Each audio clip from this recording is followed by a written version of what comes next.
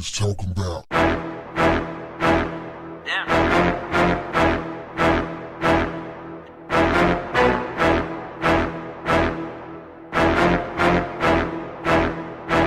What's up, family? New Orleans rapper Rihanna Oliver, aka Game Over Reedy, was arrested on Tuesday after she tried to send her 5-year-old child to school in a rideshare vehicle. According to the St. Bernard Sheriff's Office, Oliver was booked on charges of child desertion after she put her child in a Lyft at her residence and instructed the driver to take the child to her school in New Orleans.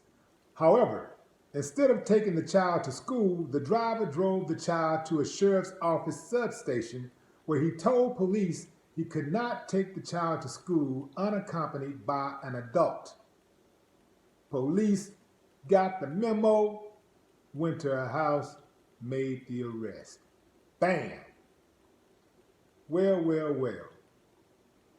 5 years old, you put your child in a car with a complete stranger and you trust that your child is going to be safe.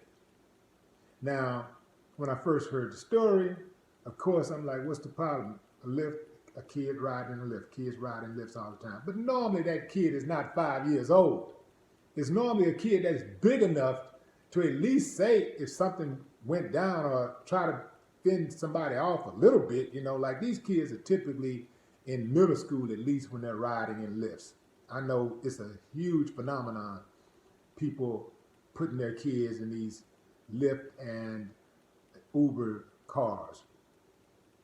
My kid started riding in the cars, I think he was about 9th grade, 10th grade. My daughter don't like riding in Lyfts and Ubers, but it's different now because she's an adult and she's in New York, so she got to be able to move around.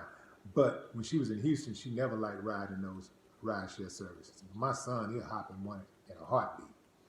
But 5 years old, that's just too damn young. Now, I've heard people say, well, what about people that allow their kids to walk to school and their kids are 5, 6, 7 years old? I used to walk to school, but these are different times. I mean, people have no respect whatsoever for community. People don't look out for each other anymore.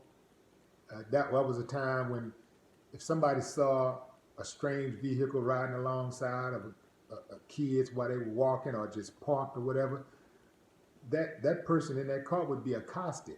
They're like, what you doing around here? What you looking for? I mean, they just wouldn't feel safe in the community. Now the community is wide open and we don't look out for each other, so people are able to come in and rape, rob, and pillage with impunity. And that's just the way it is now. So I would say, for me, if I had a choice, I would rather my child walk. First of all, I wouldn't put myself in the position in the first place for my child to be walking to school, period. Not a 5-year-old, period. No, I don't trust it.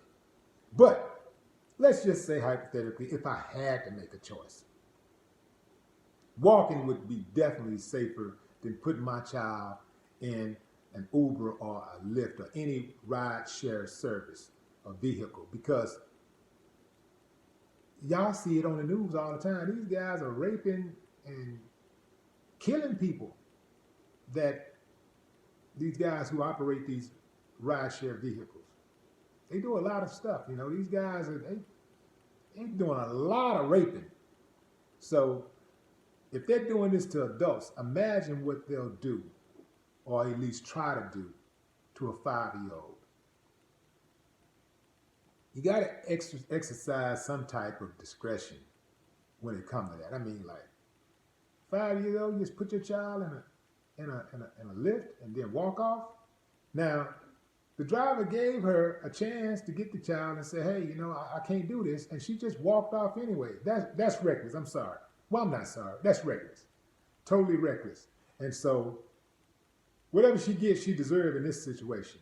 If she's convicted of the child desertion charges, she faces up to 6 months in jail.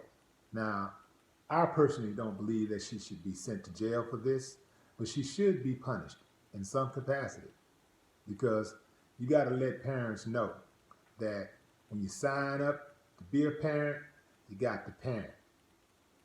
One thing before I go.